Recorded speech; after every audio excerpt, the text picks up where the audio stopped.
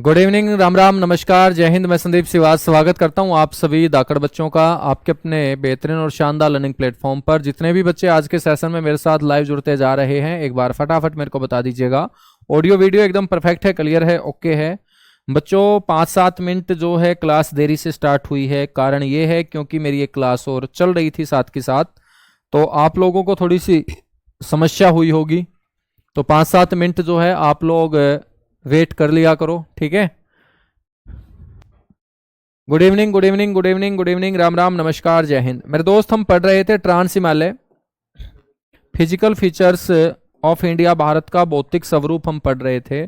और उसी के अंदर मैं आप लोगों को पढ़ा रहा था trans Himalaya, sorry, trans Himalaya तो हम पढ़ चुके थे, ग्रेट हिमालय।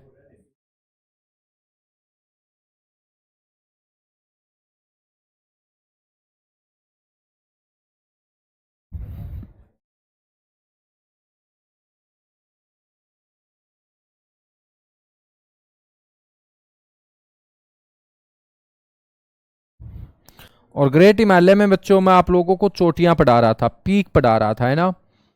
और मैंने आपको बताया था कि ग्रेट हिमालय का जो विस्तार है मेरे दोस्त, वो नंगा पर्वत से लेके कहां तक है, नामचा बारवे पर्वत तक है। तो ग्रेट हिमालय के अंतर्गत सारी की सारी बातें हम कवर कर चुके थे।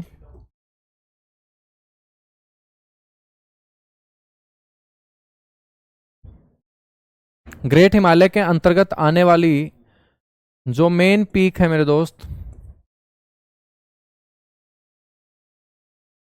महत्वपूर्ण चोटियां हैं,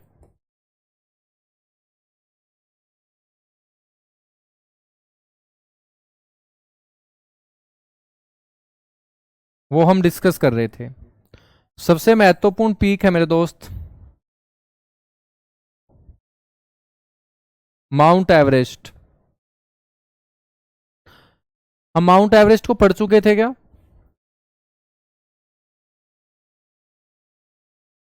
क्या हम माउंट एवरेस्ट को पढ़ चुके थे बच्चों? एक बार थोड़ा सा मेरे को बताओगे?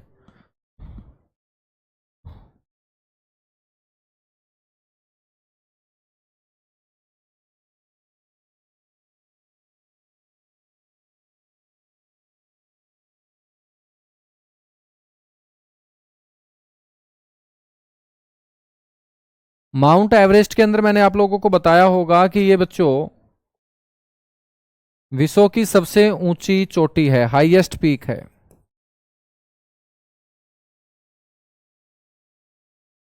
सर्वोच्च चोटी है।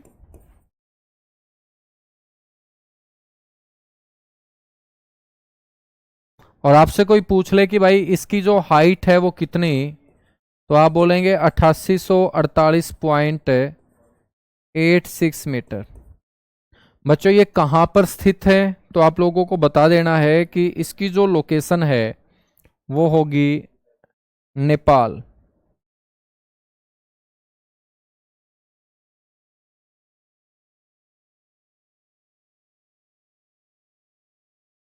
माउंट एवरेस्ट मेरे दोस्त ये विश्व की सर्वोच्च चोटी है और इसकी जो हाइट है वो है 8848.86 metre, located in Nepal.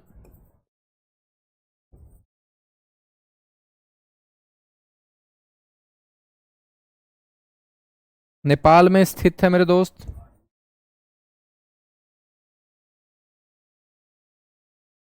Nepal के अंदर इसे जो कहा जाता है,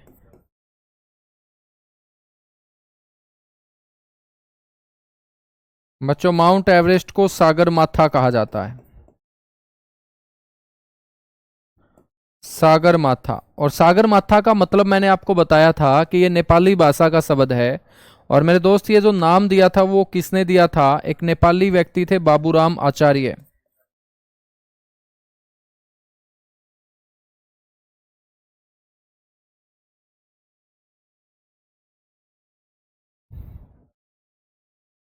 तो बाबूराम आचार्य के द्वारा मेरे दोस्त ये नाम जो है वो दिया गया था। नेपाल के अलावा हम बात करें तो तिब्बत में इसका जो नाम था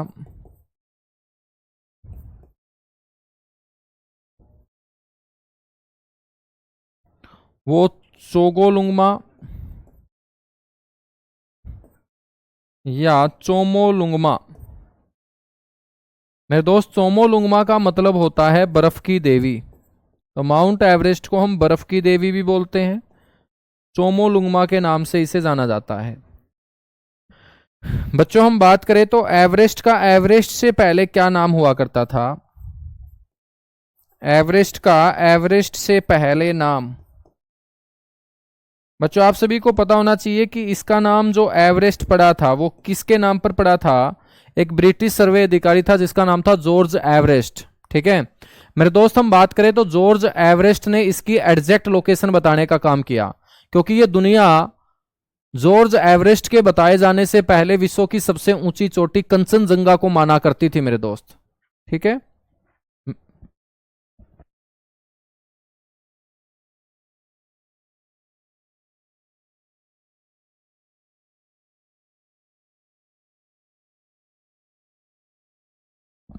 ठीक है मेरे दोस्त। हाँ चलो कोई दिक्कत नहीं है, 2 मिनट लगेगी, इसको हम रिपीट कर देते हैं। तो मेरे दोस्त जॉर्ज एवरेस्ट ने जब इसकी एग्जैक्ट लोकेशन बताई तो उससे पहले ये दुनिया सबसे ऊंची चोटी कंचनजंगा को माना करती थी, लेकिन जॉर्ज एवरेस्ट ने मेरे दोस्त अपने अनुभवों के आधार पर बताया था कि कंचनजंगा के पास ही नेपाल के अंदर एक और चोटी है जो कंचनजंगा से हमें ऊंची लग रही है। और बच्चों जब उसको अच्छे से मापा गया तो वो कंचनजंगा से ऊंची पाई गई, और कंचनजंगा से ऊंची पाई गई तो बच्चों उस चोटी का नाम जो है ना फिर जॉर्ज एवरेस्ट के नाम पर उसके सम्मान में क्या रख दिया? माउंट एवरेस्ट रख दिया। अब दिमाग में हमारे ये आना चाहिए ना कि भाई जॉर्ज एवरेस्ट के नाम पर जब इसका नाम माउंट एवरेस्ट रखा गया तो फिर उससे पहले इसे किस नाम से जाना करते थे? तो मेरे बच्चों इसका नाम था चोटी संख्या नंबर, पीक नंबर मेरे दोस्त 15। और 15 को हम क्या लिखेंगे? एक्स वी लिखेंगे। क्या लिखेंगे? X V. चोटी संख्या नंबर 15 के नाम से इसे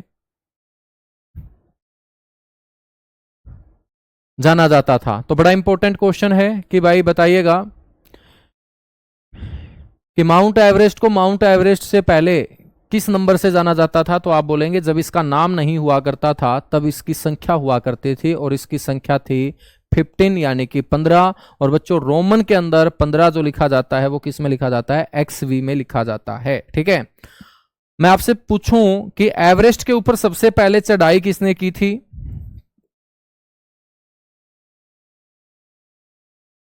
एवरेस्ट पर सर्वप्रथम चढ़ाई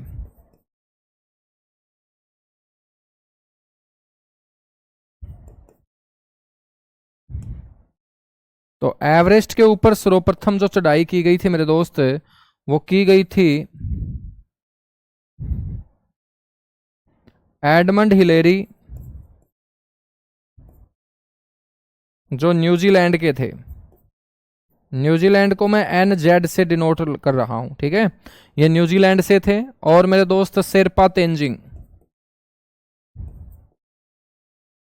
शेरपा तेंजिंग, और इन्हीं के नाम पर मेरे दोस्त पर्वतारोहियों को बहादुरी के लिए सम्मान दिया जाता है, उसको तेंजिंग नोर्गे पुरस्कार बोलते हैं। शेरपा तेंजिंग के द्वारा चढ़ाई की गई बच्चों 1953 के अंदर, 1953 के अंदर। ये एवरेस्ट के ऊपर चढ़ाई करने वाले पहले व्यक्ति रहे हैं, एडमंड हिलेरी और शेरपा तेंजिंग। ठीक है, हम बात करें तो बच्चों एवरेस्ट के ऊपर चढ़ाई करने वाली जो पहली महिला थी वो कौन थी?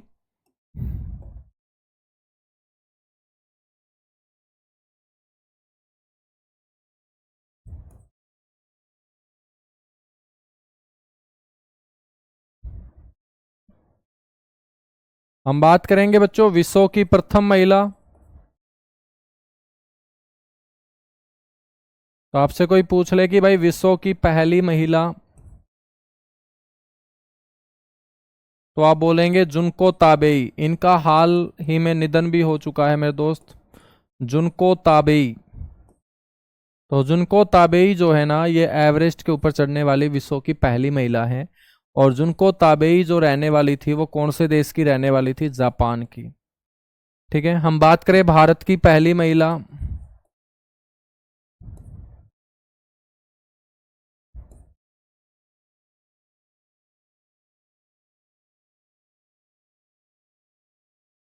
तो मेरे दोस्त भारत की पहली महिला है बछेंद्री पाल।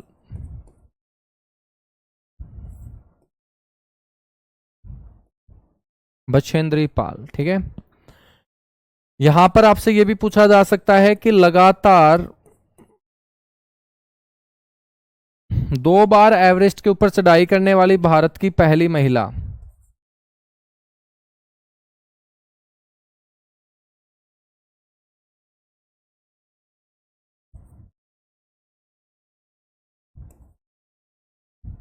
लगातार 2 बार एवरेस्ट पर चढ़ाई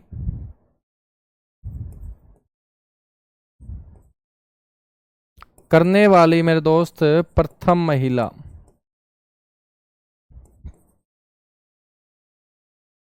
तो ये आपसे पूछ लिया जाए तो आप बोलेंगे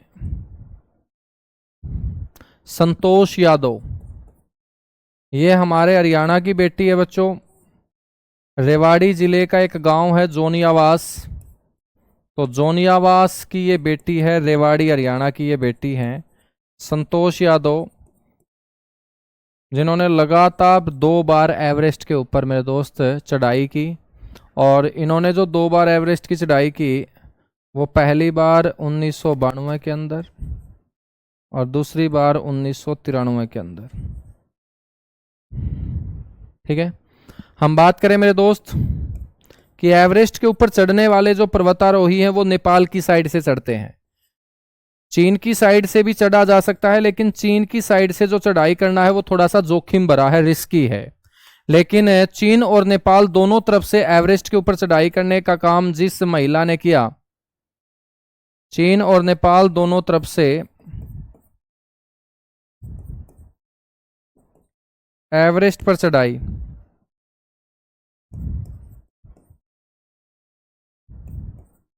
बच्चों करने वाली प्रथम भारतीय महिला का नाम आपसे पूछ लिया जाए,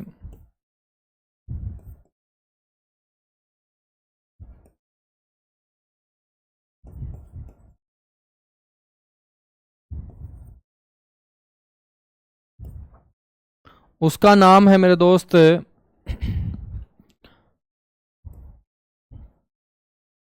अनिता कुंडू। अनिता कुंडू भी भाई हरियाणा की बेटी है, हिसार जिले के फरीदपुर गांव की। ठीक है, तो अनिता कुंडू ये आपको ध्यान रखना है। बच्चों हम बात करें तो चीन की तरफ से इन्होंने 2017 के अंदर एवरेस्ट को फतेह किया था, और नेपाल की तरफ से ये 2013 के अंदर एवरेस्ट को फतेह कर चुकी। ठीक है ना।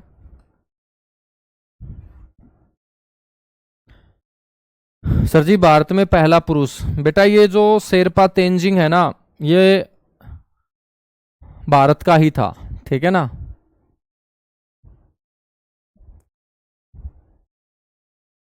चलेगा, हम बात करते हैं अब जो दूसरी हमारा चोटी होगी मेरे दोस्त, वो होगी कंचनजंगा।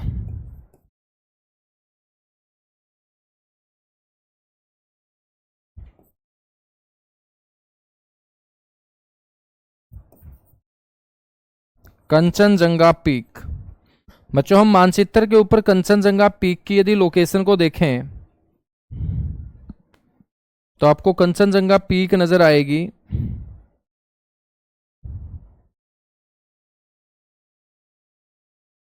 यहां पर मेरे दोस्त ये है सिक्किम। ठीक है, लेकिन इसका विस्तार आपको नेपाल में भी देखने को मिलेगा। कहां देखने को मिलेगा? नेपाल में भी देखने को मिलेगा। ये जो कंचनजंगा हम पढ़ रहे हैं, सबसे पहला पॉइंट आपको पता होना चाहिए कि बच्चों ये 3rd highest peak of world है। 3rd highest peak of world. ठीक है, तीसरी सर्वोच्च चोटी है बच्चों, सबसे ऊंची है माउंट एवरेस्ट, दूसरे नंबर पे आ जाती है K2, और तीसरे नंबर पे आ जाती है बच्चों कंचनजंगा। कंचनजंगा जो है ना, ये आपको ध्यान रखना है, इसकी हाइट है 8586 मीटर। 8586 मीटर मेरे दोस्त इसकी हाइट है। और आपसे कोई पूछ ले कि ये कहाँ स्थित है, तो आपको बोलना है कि ये सिक्किम के अंदर स्थित है बच्चों।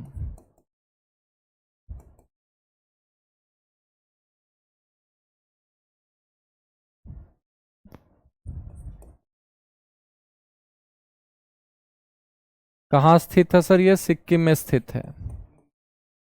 हम्म हम्म याद रखेंगे, बिल्कुल याद रखेंगे। बच्चों हम बात करें ना, तो ये कंचनजंगा चोटी दुनिया की सबसे ऊंची चोटी मानी जाती थी। ठीक है बेटा, इसका समझाना क्या है? समझा तो मैंने इसको दिया है, ये लोकेशन मैंने आपको बता दी, नेपाल के अंदर है, मैप के ऊपर। अब इसके ऊपर चढ़ा के कैसे दिखाऊं मैं आपको, ये बताओ, है ना? तो मैप के अंदर ये सिक्किम के अंदर है। सिक्किम आपको पता है नेपाल और भूटान के बीच में है, और ये पूरी की पूरी सिक्किम में नहीं है बच्चों, इसका जो विस्तार है वो नेपाल के अंदर भी है। और कोई भी पहाड़ जब दो देशों के अंदर होगा तो दोनों देशों के बीच वो डिस्प्यूट का कारण भी होगा। तो कंचनजंगा को लेकर बच्चों भारत और नेपाल के बीच डिस्प्यूट भी होता रहता है, लेकिन इस कंचनजंगा की जो ऊंचाई है, जो सर्वोच्च हाइट है मेरे दोस्त, वो कहां है? सिक्किम के अंदर है। कहां है? सिक्किम के अंदर। तो लोकेटेड इन क्या होगा? सिक्किम होगा, सिक्किम के अंदर ये स्थित है। बच्चों आपसे कोई पूछ ले कि इसको हम पहले किस नाम से जाना करते थे, इसका जो पुराना नाम था वो क्या था? अंग्रेज पहले पर्वतों को नाम नहीं दिया करते थे बच्चों, वो क्या दिया करते थे? संख्या दिया करते थे, और इसको संख्या दे रखी थी 9। तो इसका जो पुराना नाम होगा वो चोटी संख्या नंबर 9। और आप पिछली क्लास में थे नहीं, मैंने आपको 9 की 9 चोटियों की लोकेशन बताई थी ऐसे, ठीक है? अच्छे तरीके से पिछली क्लास को आप देखोगे, मैंने 9 की 9 चोटियों की लोकेशन आपको बताई थी। चोटी संख्या नंबर मेरे बच्चों 9, और 9 को हम रोमन में क्या बोलेंगे? IX बोलेंगे। तो कंचनजंगा को बच्चों चोटी संख्या नंबर 9 के नाम से जाना जाता था। यह भी आपको ध्यान रखना है कि यह भारत में हिमालय की सर्वोच्च चोटी है बच्चों। भारत में हिमालय की सर्वोच्च चोटी, highest peak of Himalaya in India, Bharat में हिमालय की सर्वोच्च चोटी बच्चों कौन सी होगी? कंचनजंगा होगी, ये आपको ध्यान रखना है, कंचनजंगा होगी। ठीक है, यहां से बच्चों 3 तरीके के क्वेश्चन पूछे जाएंगे। एक आपसे पूछा जाएगा हिमालय की सर्वोच्च चोटी बताओ। बेटा 8598 जो है ना, वो तो तुम किताबों में पढ़ते होंगे, एक दो जो किताब होगी, है ना? एक्यूरेट हाइट इसकी 8586 है। ठीक है, कुछ किताबों में 8598 लिख रखा है, लेकिन एक्यूरेट जो होगी ना वो 8586 होगी। ठीक है, तो पिछली क्लास के अंदर मैंने आपको पूरी की पूरी लोकेशन बताई थी, नहीं बताई थी तो आप मेरे को बताओ।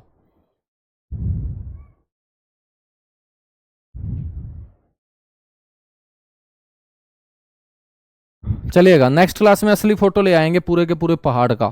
ठीक है बच्चों, यहां से 3 क्वेश्चन ऐसे पूछे जाएंगे कि हिमालय की सबसे ऊंची चोटी बताओ, तो तुम क्या बताओगे? Mount Everest. अब माउंट एवरेस्ट कहाँ है? नेपाल में, वो अपने भारत में तो नहीं है।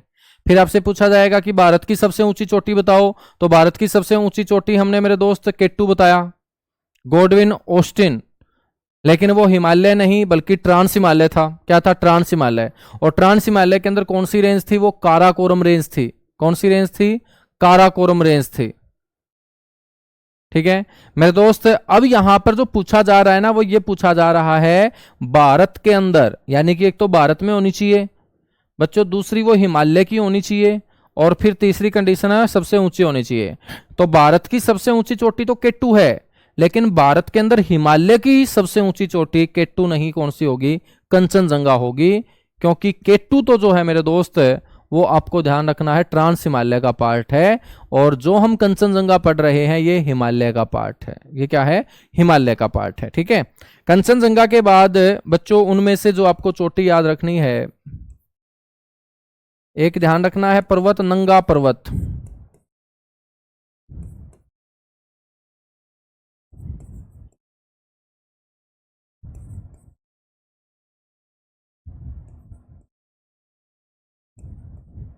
नंगा पर्वत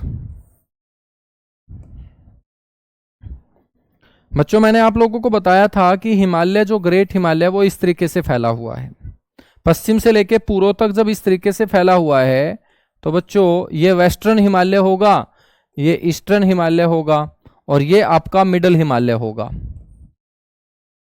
ठीक है ना। बच्चों मिडिल हिमालय में सबसे ऊंची जो चोटी है उसका नाम तो होगा माउंट एवरेस्ट, जो विश्व की ही सबसे ऊंची चोटी है।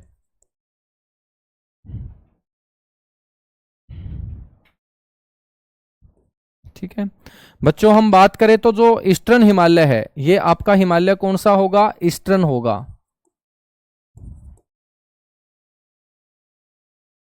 क्योंकि ये राइट हैंड साइड के अंदर गया हुआ हिमालय है, इसको ईस्टर्न बोलेंगे। ये लेफ्ट हैंड साइड का हिमालय है तो बच्चों इसको वेस्टर्न बोलेंगे, यानी कि इसको हम पश्चिमी हिमालय बोल देंगे।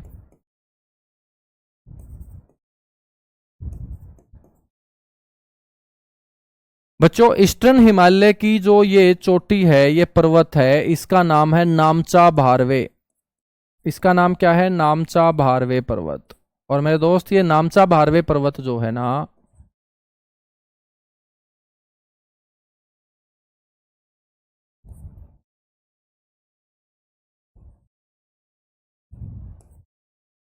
ये अरुणाचल प्रदेश के अंदर है। कहाँ है? अरुणाचल प्रदेश में। और मेरे दोस्त ये वेस्टर्न हिमालय का जो सबसे ऊंचा पर्वत होगा, इसका नाम है नंगा पर्वत।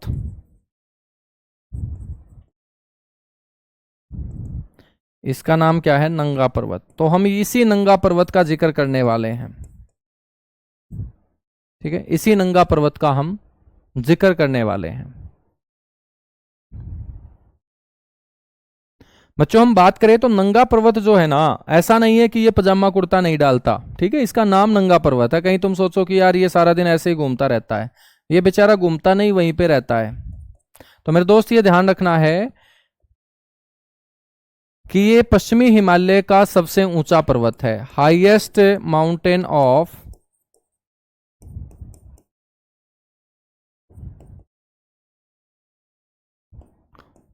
वेस्टर्न हिमालय।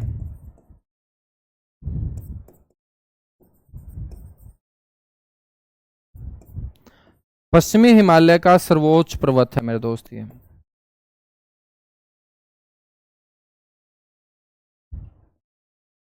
पश्चिमी हिमालय का क्या हो जाएगा? ये आपका सर्वोच्च पर्वत हो जाएगा। ठीक है, हम बात करें मेरे दोस्त तो इसकी हाइट जो है वो 8126 मीटर है।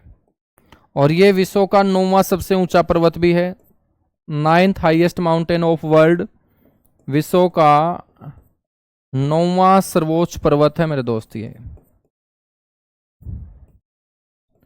विश्व का 9वां सर्वोच्च पर्वत है ये।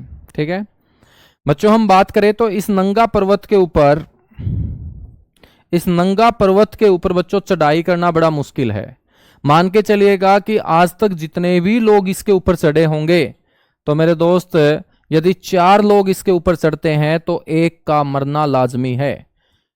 तो यहां पर जो एवरेज निकली है सफल पर्वतारोहियों की और मरने वाले पर्वतारोही की, बच्चों वो एवरेज 3:1 का रहता है। 3:1 का मतलब कि यदि 4 लोग इसके ऊपर चढ़ाई करना शुरू करते हैं ना, तो सफलता 3 को ही मिलेगी, एक का मरना निश्चित है। इसके ऊपर चढ़ाई करना बड़ा मुश्किल है। और बच्चों इसके ऊपर चढ़ाई करने से बहुत सारे माउंटेनर पर्वतारोही जो हैं उनकी मृत्यु हुई।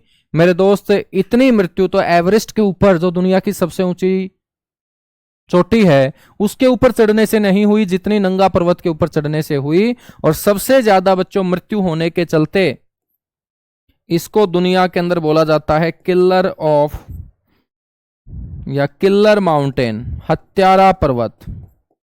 तो विश्व के अंदर बच्चों कौन सा है हत्यारा पर्वत? तो आप बोलेंगे नंगा पर्वत है हत्यारा पर्वत।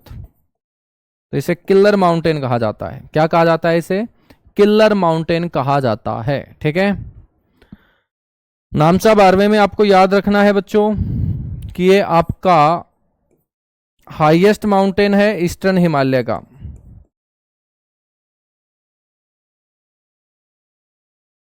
हाईएस्ट माउंटेन ऑफ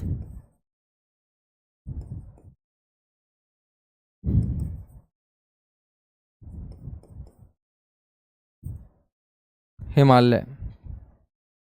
ठीक है बच्चों, हम बात करेंगे एक और चोटी जिसका नाम होगा Nanda Devi.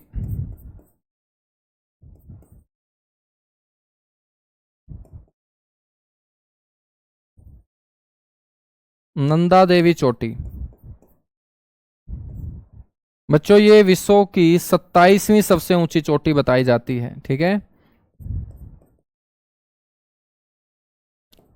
27th highest peak of world इसे बोलेंगे हम।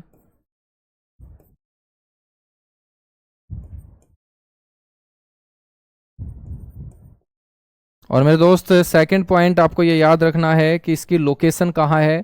Located in Uttarakhand. Located in UK, Uttarakhand में स्थित है।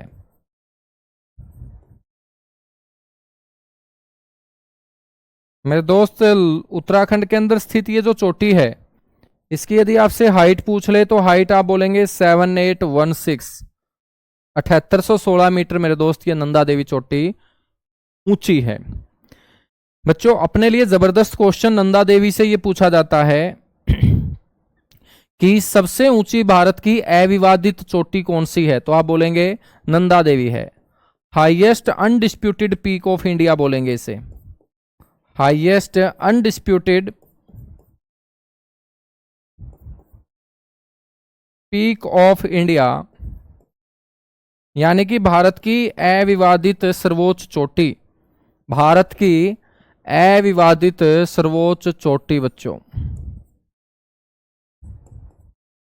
अविवादित का मतलब है कि कोई भी विवाद नहीं है, और कोई भी विवाद, कोई भी लड़ाई झगड़ा इस पहाड़ को लेकर क्यों नहीं होगा, क्योंकि ये पूरी की पूरी मेरे दोस्त भारत के उत्तराखंड राज्य में है। इसका विस्तार भारत के बाहर किसी भी देश में नहीं है। लेकिन हम बात कर रहे हैं केटू की। मेरे दोस्त केटू तो पूरा का पूरा विवादित क्षेत्र के अंदर है, पीओके के अंदर। तो पाकिस्तान के साथ हमारा लफड़ा चल रहा है उस क्षेत्र को लेके। पाकिस्तान से कभी ना कभी उसको हमें हासिल करना ही करना पड़ेगा। अब पीओके के अंदर जो चोटी है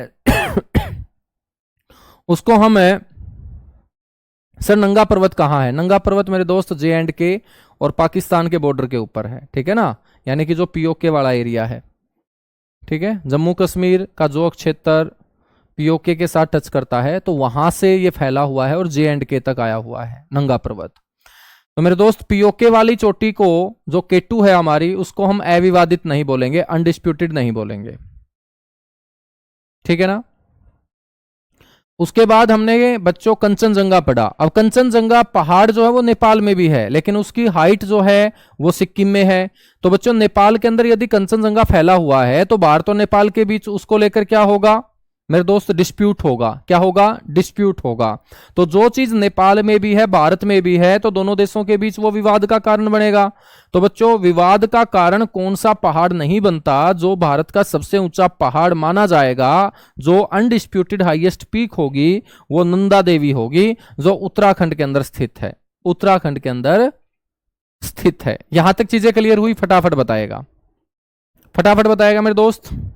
और उसके बाद हम बात करते हैं अब ग्रेट हिमालय के बाद मिडल हिमालय की, मध्य हिमालय की।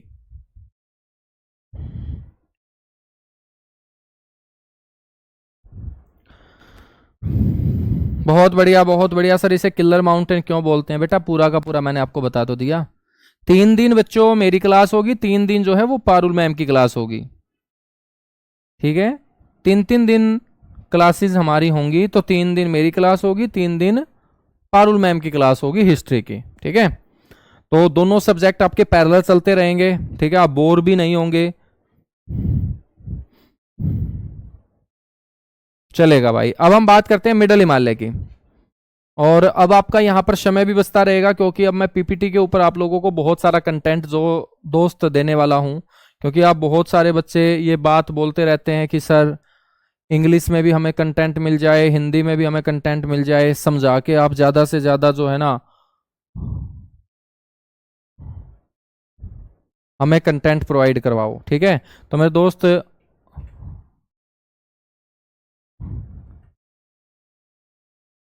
अब आपको आउटपुट मिल जाएगी उसमें, ठीक है, जो आप वो लोग चाहते हो ना कि भाई पीपीटी के ऊपर चीजें आपकी आ जाएं।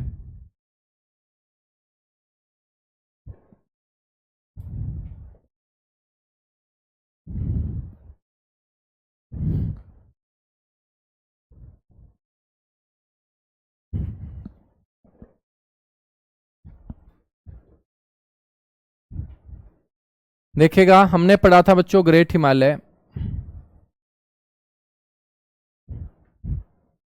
इस तरीके से हमने ग्रेट हिमालय पढ़ा बच्चों। ग्रेट हिमालय के बाद हम पढ़ रहे हैं अब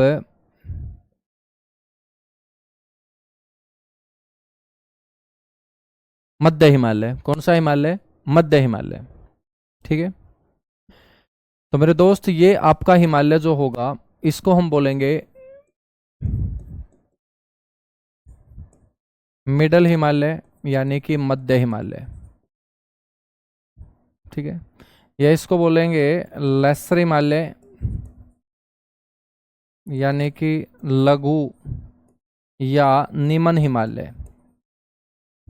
ठीक है मेरे दोस्त, आप देख रहे हैं कि यहां जम्मू कश्मीर से शुरू होके ये पश्चिम बंगाल तक जाते जाते दम तोड़ देता है। ठीक है बच्चों, ये तीनों के तीनों हिमालय के अंदर जो है ना वो सबसे कम क्षेत्र में फैला हुआ है, इसलिए इसका नाम मिडल हिमालय है, लघु हिमालय है। मिडल हिमालय तो इसलिए है क्योंकि ये बीच में स्थित है, क्योंकि इसके ठीक नीचे एक और रेंज है मेरे दोस्त, और इस रेंज को हम बोलते हैं आउटर हिमालय। इसको हम क्या बोलते हैं? आउटर हिमालय, यानी कि बाह्य हिमालय। या मेरे दोस्त इसको हम बोलते हैं शिवालिक, क्योंकि भगवान शिव का इलाका है, और भगवान भोलेनाथ का इलाका ही क्या कहलाता है? आपका शिवालिक कहलाता है। ठीक है, तो बच्चों ये मिडल हिमालय हम पढ़ने वाले हैं। अब ग्रेट हिमालय हमारा खत्म हो चुका है। ग्रेट हिमालय हमारा खत्म हो चुका है, तो मेरे दोस्त फिर आपका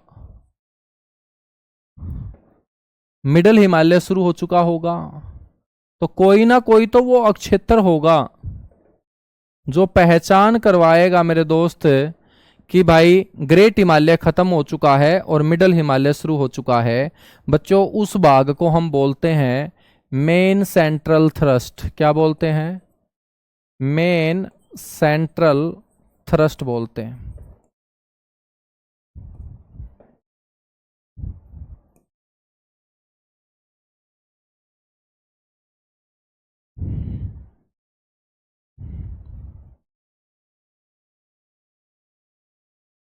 मेन सेंट्रल क्या बोलते हैं? थ्रस्ट। ठीक है बच्चों, ये मेन सेंट्रल थ्रस्ट क्या होगा? मेन सेंट्रल थ्रस्ट एक ऐसा भाग होगा जो ग्रेट हिमालय को मिडल हिमालय से क्या करेगा? अलग करेगा। ठीक है, जब बच्चों कोई दो चीज अलग होती है तो कोई तीसरा बीच में आता है, तो इन दो के बीच में तीसरा कौन है? मेन सेंट्रल थ्रस्ट है। Main central thrust. Trans Himalaya trans Himalaya और ग्रेट हिमालय के बीच में कौन आया था? सचर जोन आया था बच्चों। कौन आया था? सचर जोन आया था। ठीक है ना, समझ में आई बात? बिल्कुल समझ में आई। तो मेरे दोस्त ये जो मिडल हिमालय है ना, इसके बारे में हम चर्चा करने वाले हैं, और सबसे पहला पॉइंट हम पढ़ेंगे। सबसे पहले तो आपको इसकी लोकेशन के बारे में पता होना चाहिए। तो इसकी लोकेशन क्या हो जाएगी? यदि बच्चों ये शिवालिक है तो शिवालिक के ठीक ऊपर, ऊपर वाली दिशा क्या होगी? नॉर्थ होगी। तो शिवालिक के तो ये उत्तर में स्थित होगा, और ऊपर कौन है? ग्रेट हिमालय। तो ग्रेट हिमालय के ठीक है बच्चों नीचे, नीचे वाली दिशा कौन सी होगी? दक्षिण होगी। तो एक एक पॉइंट को हम यहां पे डिस्कस कर लेते हैं। ठीक है, तो आपका समय भी बचेगा और आपका कंटेंट भी बहुत ज्यादा आपको मिलेगा, जैसा कि आप लोग बोल रहे थे। तो मेरे दोस्त सबसे पहले मिडल हिमालय की आपको स्थिति के बारे में पता होना चाहिए कि ये महान हिमालय के दक्षिण में है। तो ये आपका महान हिमालय है, दक्षिण का मतलब नीचे वाली दिशा। तो ये महान हिमालय के दक्षिण में, और बच्चों इसके ठीक नीचे वाली रेंज है शिवालिक। तो ये शिवालिक के कौन सी दिशा में होगा? उत्तर में होगा। बच्चों यदि हम बात करें इस रेंज की चौड़ाई की, ये जो मिडल हिमालय मेरे बच्चों फैला हुआ है, ये किस चौड़ाई में फैला हुआ है? तो ये फैला हुआ है 80 से लेके 110 किलोमीटर की चौड़ाई में। 80 से लेके 110 किलोमीटर की चौड़ाई में। और मेरे दोस्त ये जो चौड़ाई है ना इसकी, वो पूर्व में तो होगी कम, यानी कि नेपाल, पश्चिम बंगाल और मेरे दोस्त हिमाचल प्रदेश की साइड तो इसकी चौड़ाई होगी कम है। और हम बात करें पश्चिम में, इसकी जो चौड़ाई होगी मेरे बच्चों वो होगी ज्यादा। क्या होगी? ज्यादा होगी। ठीक है ना, तो 80 से 100 किलोमीटर मेरे दोस्त चौड़ाई है इसकी। ठीक है बच्चों, हम बात करें तो जो मिडल हिमालय है ना, उसकी औसत ऊंचाई कितनी है? तो उसकी औसत ऊंचाई है मेरे दोस्त 3700 से लेके 4500 मीटर। 3700 से लेके 4500 मीटर मेरे दोस्त उसकी क्या है, ऊंचाई है। हम बात करें कि मिडल हिमालय के अंतर्गत कौन कौन सी रेंज आती है महत्वपूर्ण, तो मेरे दोस्त बहुत सारी रेंज आती हैं, लेकिन सबसे मुख्य रेंज है पीर पंजाल रेंज। कौन सी रेंज है? पीर पंजाल रेंज है। और इसी पीर पंजाल रेंज में बच्चों बनी हुई है आपकी एक सुरंग जिसका नाम है अटल सुरंग। अटल टनल आप लोग पढ़ते होंगे ना, अटल टनल मेरे दोस्त आप लोग पढ़ते होंगे, बिल्कुल पढ़ते हैं। तो मेरे दोस्त इस पीर पंजाल रेंज का जो पूर्वी भाग है, पूर्वी जो क्षेत्र है, उसके अंदर आपकी कौन सी सुरंग बनी हुई है? अटल टनल बनी हुई है। अटल टनल, अटल सुरंग मेरे दोस्त जो 10,000 फीट की ऊंचाई के ऊपर विश्व की सबसे लंबी सुरंग है। ठीक है, सबसे लंबी सुरंग है मेरे दोस्त। समझ में आई बात? बच्चों, हम बात करें पीर पंजाल रेंज के अलावा और कौन कौन सी रेंज है यहां पर। बच्चों, इस मिडल हिमालय को, ये जो मिडल हिमालय है ना, इस मिडल हिमालय को बच्चों अलग अलग नामों से पुकारा जाता है, जैसे J&K जम्मू एंड कश्मीर, और हिमाचल प्रदेश का जो थोड़ा सा हिस्सा है वहां पर मेरे दोस्त इसे कहा जाता है पीर पंजाल रेंज। कौन सी श्रेणी बोला जाता है? पीर पंजाल श्रेणी उसे कहा जाता है। ठीक है बच्चों, जम्मू कश्मीर के बाद हिमाचल प्रदेश स्टार्ट हो जाता है, और हिमाचल प्रदेश के अंदर जो ये मिडल हिमालय फैला हुआ है, तो बच्चों इसकी एक फेमस रेंज है धौलाधार रेंज।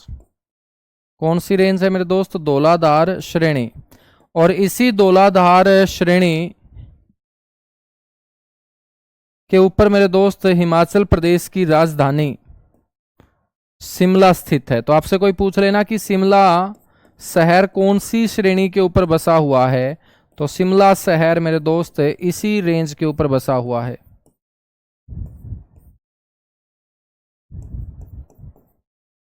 तो शिमला शहर इसी श्रेणी के ऊपर मेरे दोस्त बसा हुआ है। ठीक है, हिमाचल प्रदेश के ठीक नीचे कौन आएगा? उत्तराखंड आएगा। तो उत्तराखंड के अंदर मेरे दोस्त इसे क्या कहा जाता है? मंसूरी। मंसूरी के साथ साथ नाग टिब्बा। तो उत्तराखंड के अंदर मिडल हिमालय का जो नाम है, या मिडल हिमालय का जो पर्वतीय क्षेत्र है, जो रेंज है उत्तराखंड के अंदर मेरे दोस्त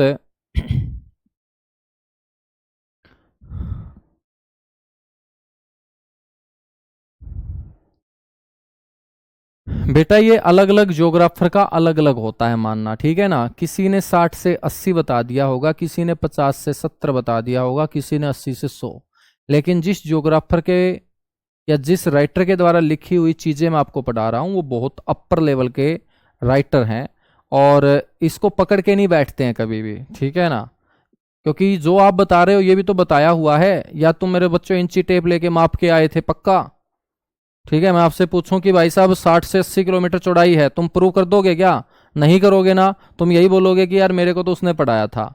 जब मैं उससे पूछूंगा कि जिसने आपको पढ़ाया था कि भाई साहब आप कब इंची टेप लेके गए थे वहां, ठीक है। तो अलग अलग ज्योग्राफर का अलग अलग एक अपना अपना अनुमान होता है, ठीक है ना। हाँ, इससे कभी क्वेश्चन गलत नहीं होते हैं, कभी ऐसे रेंज नहीं आएगी पे ऑप्शन में कि 60 से 70, 70 से 80, 80 से 90। बच्चों कम से कम 50 से 60 किलोमीटर का गैप आएगा, ठीक है। हाँ, तो आप लोग नौकरी लगने वाले बच्चे हो, इन चीजों से ऊपर उठो। उत्तराखंड के अंदर बच्चों क्या बोलेंगे? उसे मसूरी और नागटिब्बा बोलेंगे। ये जो मसूरी है ना बच्चों, जो एक बहुत फेमस हिल स्टेशन भी है देहरादून से ठीक 35-40 किलोमीटर ऊपर, इसे क्वीन ऑफ माउंटेन्स बोलते हैं। क्वीन ऑफ माउंटेन्स इसे बोलते हैं, पर्वतों की रानी इसे कहा जाता है।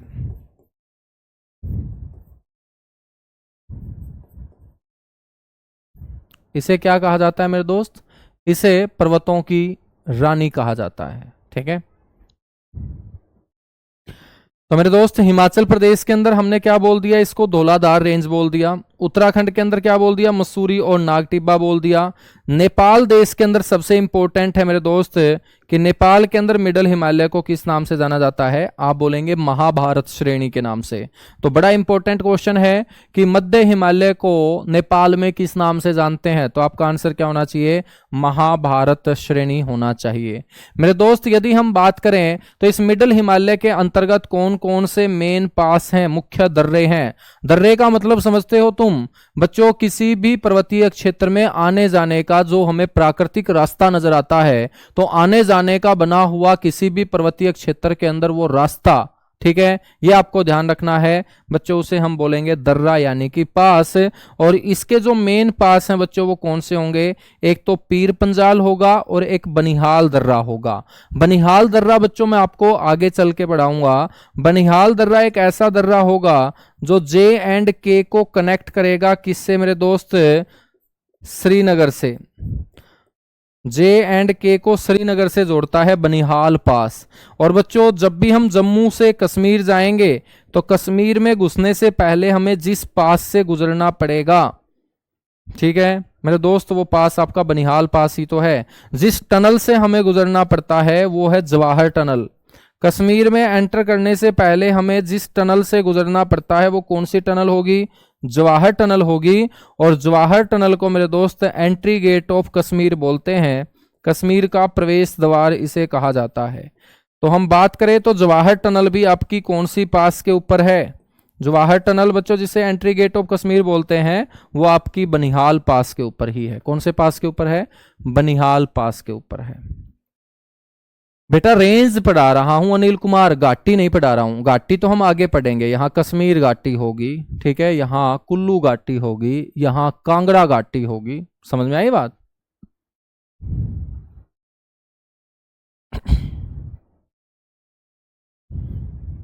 चलेगा, हम बात करेंगे तो मिडल हिमालय के अंदर बच्चों आपको ध्यान रखना है और क्या इंपॉर्टेंट है, ये जो आपका मिडल हिमालय है ना,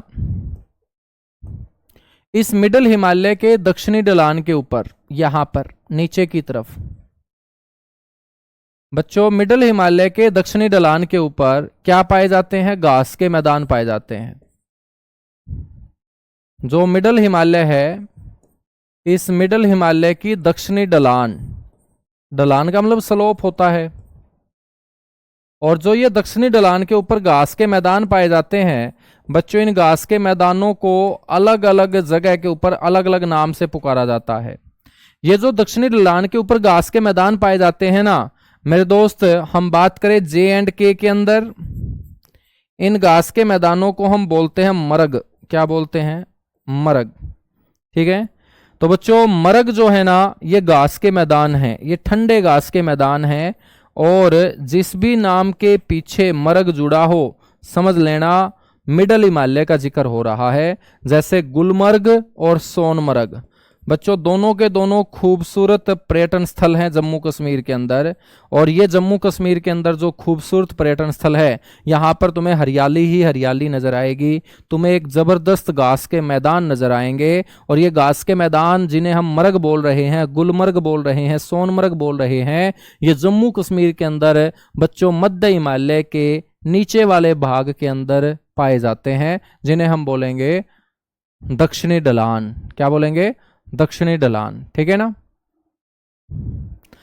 बेटा। उसमें टाइम बहुत ज्यादा लगेगा, जैसे मैं एक एक शब्द लिख के पढ़ाता हूं ना, फिर बहुत सारे बच्चों के ये हो जाता है कि भाई लिखते ही रहते हैं लिखते ही रहते हैं, ठीक है, कंटेंट कम होगा। तो इसलिए मैं आप लोगों का कंटेंट ज्यादा से ज्यादा देने के लिए ये कर रहा हूं, ठीक है। वरना तो मैं लिख के ही पढ़ाता हूं, मेरे को मजा लिख के ही आता है, ठीक है। मैं मेहनत करने से कभी कतराता नहीं हूं, ना मेरे हाथ थकते हैं, ना मेरी जुबान थकती है, और ना मेरा दिमाग थकता है, ठीक है बस। लेकिन आप लोगों ने ऐसी आदत पहले बना रखी है, तो फिर मेरे को उसी आदत के अकॉर्डिंग चलना पड़ेगा, क्योंकि मैं आपसे ऊपर नहीं हो सकता, आपके अकॉर्डिंग मेरे को चलना पड़ेगा, ठीक है। हाँ बच्चों देखिएगा, दक्षिणी ढलानों के ऊपर जो घास के मैदान है ये हमने पढ़ लिया कि इनको हम मरग बोलते हैं। बच्चों उत्तराखंड के अंदर जब हम आएंगे, जम्मू कश्मीर से ठीक नीचे हिमाचल प्रदेश होते हुए उत्तराखंड में आएंगे, तो उत्तराखंड के अंदर ये जो घास के मैदान है ये किस नाम से जाने जाएंगे? बुग्याल और प्यार। ठीक है, तो ये आपको ध्यान रखना है मेरे दोस्त, बुग्याल और प्यार के नाम से इसे पुकारा जाएगा। है घास के मैदान, लेकिन जगह बदल जाती है तो नाम भी बदल जाता है, जगह बदल जाती है तो नाम भी। तो उत्तराखंड के अंदर इन्हें क्या बोल देंगे? बुग्याल और प्यार बोल देंगे। बच्चों जो ये आपका मिडल हिमालय है, इस मिडल हिमालय में बहुत सारे हिल स्टेशन है। बच्चों हिमालय है तो ऊंचा क्षेत्र है, ऊंचा क्षेत्र है तो वहां हिल स्टेशन भी होंगे। और बच्चों जब भी हमारा मन करेगा पर्वतों के ऊपर घूमने का, तो बच्चों हम इन हिल स्टेशनों के ऊपर पक्का जाना पसंद करेंगे। तो पेपर में आपसे पूछे जाएंगे कि ये फेमस हिल स्टेशन कौन से हिमालय में है। तो बच्चों जम्मू कश्मीर की राजधानी श्रीनगर, हम बात करेंगे कश्मीर। बात करें शिमला, शिमला बच्चों हिमाचल प्रदेश की राजधानी है। ठीक है, धौलाधार रेंज के ऊपर बच्चों शिमला शहर बसा हुआ है। सोलन, सोलन भी बच्चों हिमाचल प्रदेश का प्रमुख शहर है। ठीक है, जिला है सोलन। गुलमर्ग और सोनमर्ग बच्चों जम्मू कश्मीर में हमने पढ़ा। डलहौजी जो है बहुत खूबसूरत पर्यटन स्थल है मेरे दोस्त। लॉर्ड डलहौजी के नाम पर हिमाचल प्रदेश के अंदर यह बसाया गया क्षेत्र है, जिसको हम डलहौजी क्षेत्र बोलते हैं। ठीक है ना।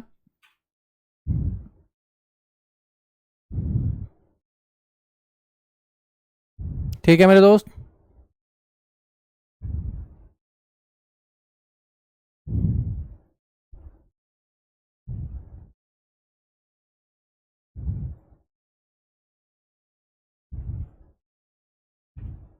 चलेगा भाई, बिल्कुल बिल्कुल, कल की क्लास में अप्लाई करेंगे इसको जो तुम बोल रहे हो। उसके बाद हम बात करेंगे मेरे दोस्त चक्राता। ठीक है, चक्राता। अल्मोड़ा, अल्मोड़ा बच्चों उत्तराखंड में आ जाता है। नैनीताल उत्तराखंड में आ जाता है। मसूरी उत्तराखंड में आ जाता है। और दार्जिलिंग जो है मेरे दोस्त ये पश्चिम बंगाल में आ जाता है।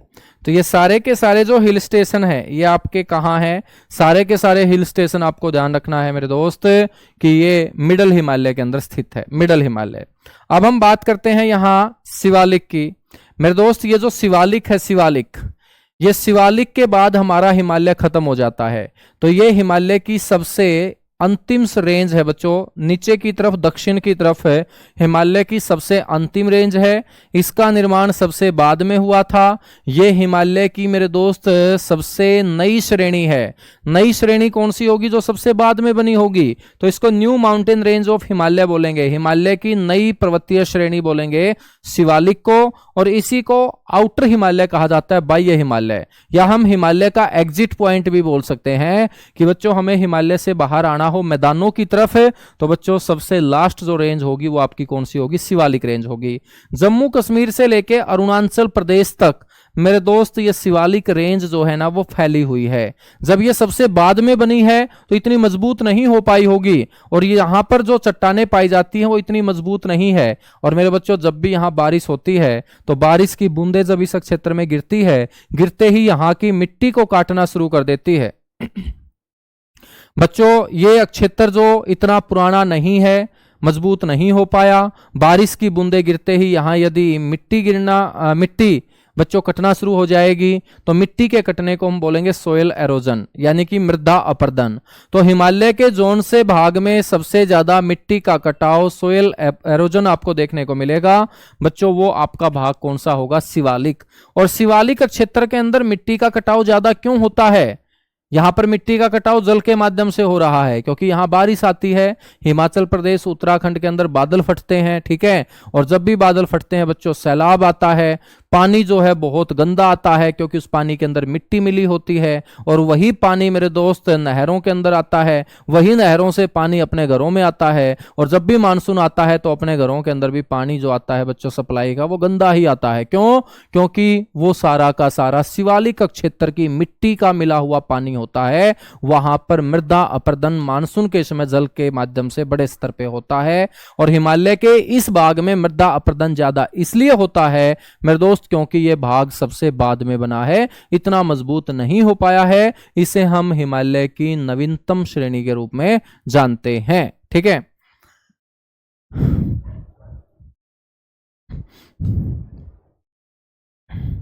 देखिएगा बच्चों, महान हिमालय और मध्य हिमालय में हमने एक और पॉइंट यहां पर डिस्कस करना है कि महान हिमालय और मध्य हिमालय के बीच में कुछ घाटियां हैं। उन घाटियों के अंदर बच्चों एक तो कश्मीर घाटी आपको याद रखना है। घाटी का मतलब समझते होंगे पर्वतों के बीच का क्षेत्र, क्या कहलाता है? वैली कहलाता है, घाटी कहलाता है। ठीक है बच्चों, काठमांडू घाटी ये कहाँ है? महान और मध्य हिमालय के बीच में है। कांगड़ा घाटी यानी कि हिमाचल प्रदेश की कांगड़ा घाटी, बच्चों कुल्लू घाटी। तो ये चारों की चारों जो घाटियां हैं ना, ये आपकी ग्रेट हिमालय और मिडल हिमालय के बीच महत्वपूर्ण घाटियां हैं। बच्चों ये जो कश्मीर घाटी है, कश्मीर घाटी के अंदर जो हिमोड निक्षेप के द्वारा संरचना तैयार की जाती है, ठीक है ना, यानी कि वहां पर जो बर्फ का मेरे दोस्त क्या होता है? जमाव होता है। कश्मीर घाटी के अंदर बर्फ के जमने से जो संरचना तैयार होती है उसे हम किस नाम से पुकारते हैं? करेवा के नाम से पुकारते हैं। किसके नाम से? करेवा। तो आपसे क्वेश्चन पूछ लिया जाए कि करेवा नामक संरचना कौन सी घाटी के अंदर पाई जाती है, तो आप लोग बोलेंगे कि करेवा नामक बच्चों जो आपकी संरचना है ना, वो कश्मीर घाटी के अंदर पाई जाती है। कहां पाई जाती है? कश्मीर घाटी के अंदर। ठीक है, तो मेरे दोस्त आज के लिए इतना सा ही, बाकी हम कल शिवालिक को पढ़ना स्टार्ट करेंगे। शिवालिक के बाद हम यहाँ पढ़ेंगे ग्लेशियर्स को, ग्लेशियर के बाद हम पढ़ेंगे बच्चों माउंटेन पासिस को, उसके बाद हम मिडल प्लेन पढ़ेंगे। एक बड़ा टॉपिक है आपका फिजिकल फीचर्स ऑफ इंडिया। मेरे दोस्त हमारा जो पहला टॉपिक कंप्लीट हुआ था उसकी प्रैक्टिस जो सीट मैंने देने का वादा किया था, तो आप लोगों के लिए मैं क्वेश्चन रेडी करवा रहा हूं। इस वीक के लास्ट में जरूर मेरे दोस्त मैं आप लोगों को पहला जो अपना चैप्टर हुआ है ज्योग्राफी के अंदर, बाइलैंग्वेज इंग्लिश और हिंदी दोनों लैंग्वेज के अंदर आप लोगों को प्रैक्टिस के जो क्वेश्चन है वो प्रोवाइड करवाने का काम करूंगा। ठीक है, तो चलेगा। Thank you, bye bye, love you. आप सभी को ढेर सारा प्यार और मजा आ रहा है आप लोगों को पढ़ाकर, ज्योग्राफी के अंदर नई नई बातें सिखाकर। ठीक है, चलेगा। थैंक यू दोस्त।